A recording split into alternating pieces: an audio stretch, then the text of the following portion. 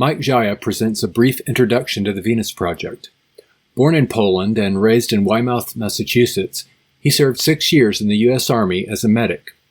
He holds a Bachelor of Science in Nursing from the University of South Florida and currently works as a registered nurse at the VA.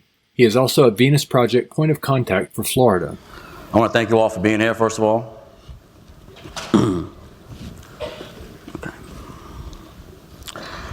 So imagine being stuck on an island with millions of dollars. That sounds pretty good, doesn't it? Well, unless you had the food, water, and material to build the shelter, you'd be destined for failure. So the real question isn't, do we have enough money? The real question is, do we have enough resources? Today, we know that money is used to create artificial scarcity. An example of this would be with food. In 1933, the US government passed the Agricultural Adjustment Act. This law literally paid farmers to destroy surplus crops and reduce production, all during the Great Depression, when Americans were struggling to put food on the table. Similar practices continue today. Humanity has struggled with scarcity since our humble beginnings. We've always lived without enough. So there's always been a reason to steal, and there's always been a reason for corruption. The root cause of most problems today is a lack of access to resources.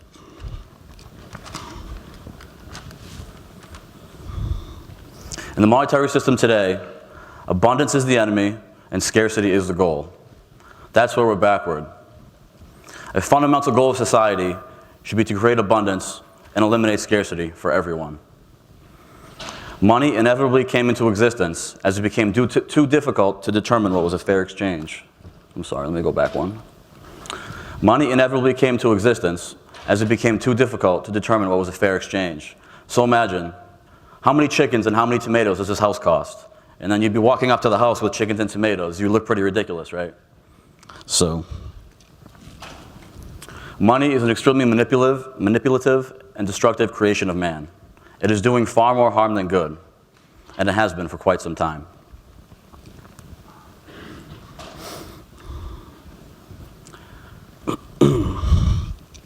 Okay. Imagine every aspect of your life today without science and technology.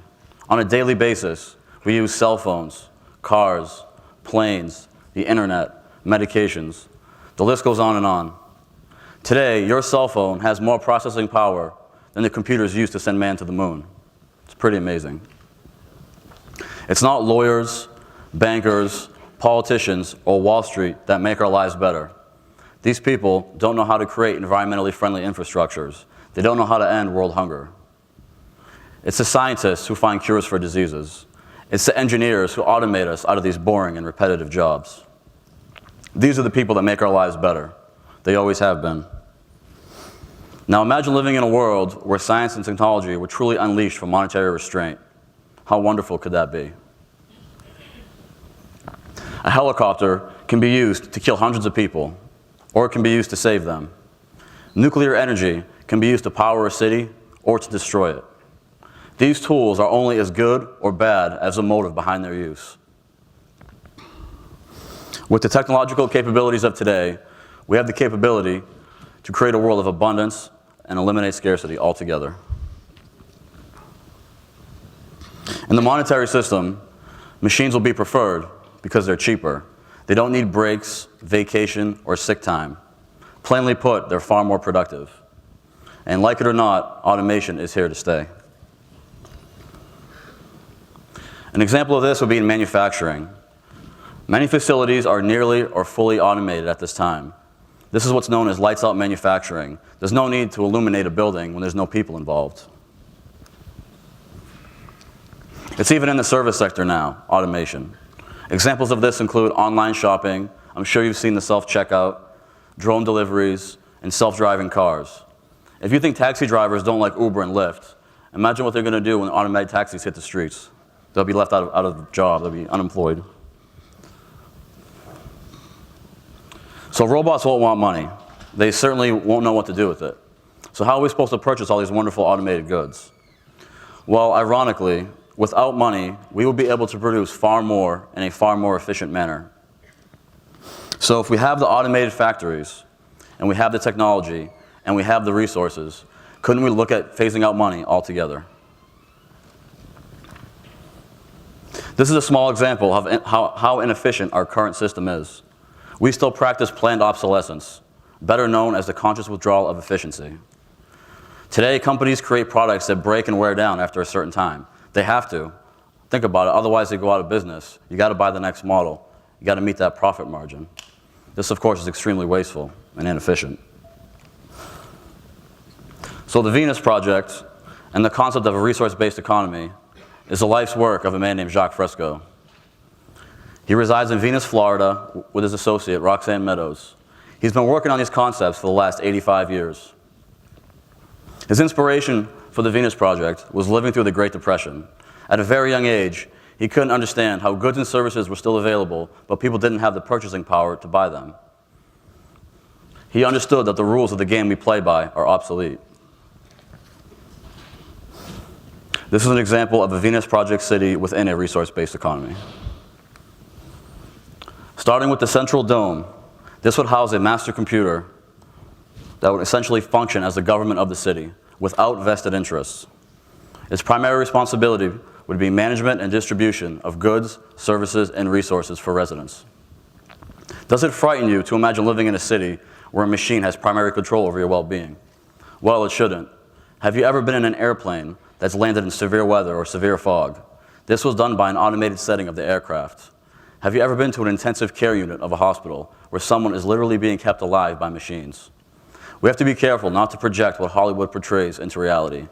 We have to be careful not to project our personal opinions or emotions into machines. They will do exactly what they're programmed to do, nothing more. Now you take Jacques' city design and you put it on a global scale. Imagine an integrated web of sensors all around the world, capable of detecting a natural disaster occurring in New Zealand. Instead of international panels arguing about how to fund and how to act, you have special contingency teams ready to act when necessary. You have excess food and water stored in the North and South Pole. You have emergent floating hospitals strategically placed around the globe, ready for deployment whenever needed. The goal of a resource-based economy is to have what is needed, when it's needed, where it's needed, 100% of the time. This may sound far-fetched, but it is possible.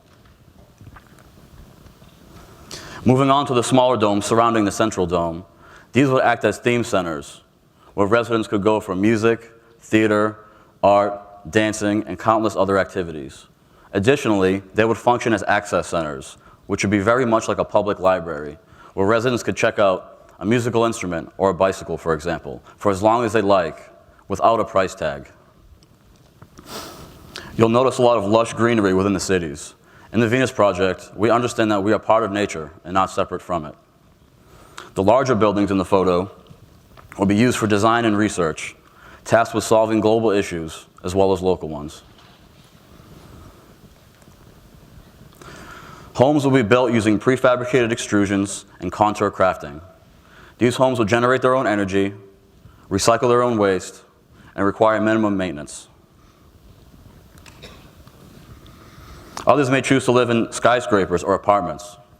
These areas would have a very resident, community-like feel to them. You could attend a local dining facility. They would include childcare centers, healthcare centers, entertainment, and organized groups for residents.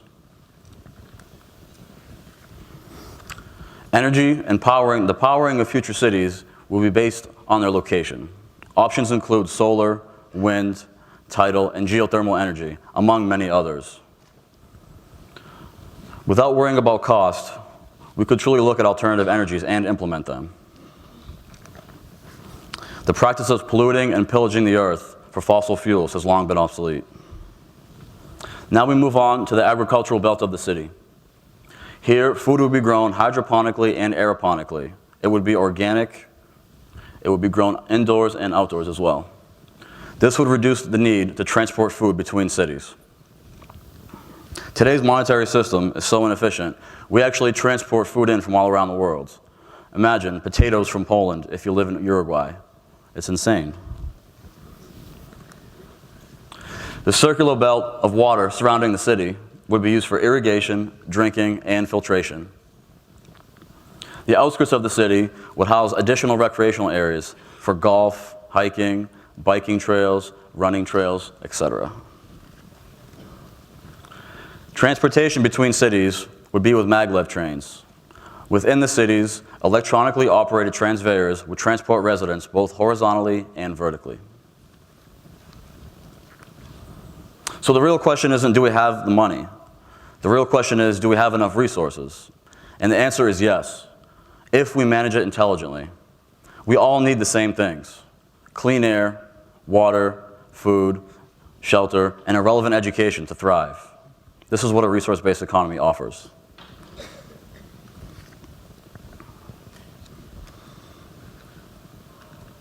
This is missing a slide, but that's okay. We must eventually learn to declare the earth and all its resources as the common heritage of all the earth's people. Nations must learn to band together and work cooperatively to make the world a better place. There is no other way. We also must learn to operate within the carrying capacity of the earth. If we exceed that, you'll have the same list of problems you do today, including war, poverty, and corruption. Today, most people work a full-time job they despise just to make ends meet. They're so flattened out by the monetary economy, it robs them of their free time and their potential.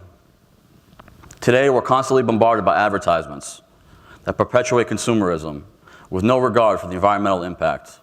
This is an unsustainable practice, and it must be phased out.